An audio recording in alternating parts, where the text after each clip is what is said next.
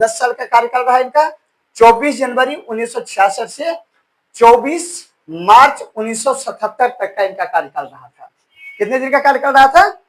24 मार्च 1977 तक का। लेकिन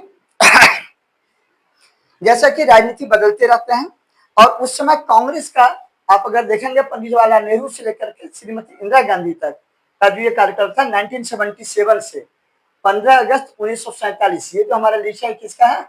1947 से लेकर के 77 तक कंटिन्यू कांग्रेस पार्टी का सरकार रहा था और देश को पहली बार गैर कांग्रेसी प्राइम मिनिस्टर के रूप में मोरारजी देसाई 24 मार्च 1977 से 28 जुलाई 1979 तक भारत के प्राइम मिनिस्टर रहे।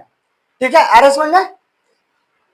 उसकी लेकिन इनका कार्यकाल भी कम दिनों का ही रहा और उसके बाद चौधरी चरण सिंह भारत के प्राइम मिनिस्टर बने 28 जुलाई 1979 से 14 जनवरी 1980 तक। 28 जुलाई 1979 से 14 जनवरी 1980 तक इनका कार्यकाल रहा था। लेकिन गैर कांग्रेसी का शासक काफी दिन तक नहीं चले और कुछ दिन के बाद ही यही वो दौर था जब हम लोग इमरजेंसी की बार बार चर्चा करते हैं। वो इमरजेंसी का जो कार्यकाल था वो 77 से 79 का जो कार्यकाल है ये, इसी बीच में सारा खेल खत्म हो गया, इमरजेंसी भी खत्म हो गया और गैर कांग्रेसी प्रधानमंत्री भी बदल गए।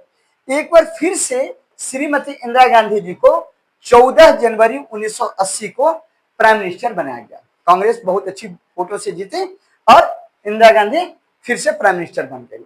लेकिन मैं एक बार फिर से कहूंगा कि देश का दुर्भाग्य कहिए या जो भी कहिए, श्रीमती इंदिरा गांधी प्राइम मिनिस्टर रहते हुए अपने ही बॉडीगार्ड के द्वारा उनका गोली मार करके हत्या कर दिया गया।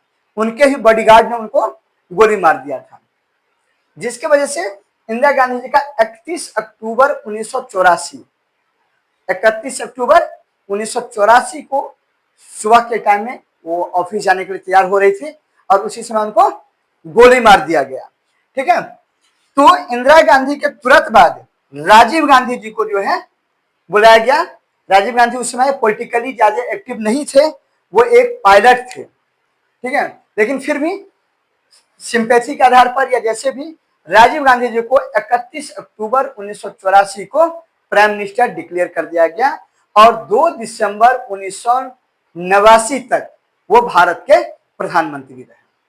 यहां पर कार्यकाल बदला और कांग्रेस का शासन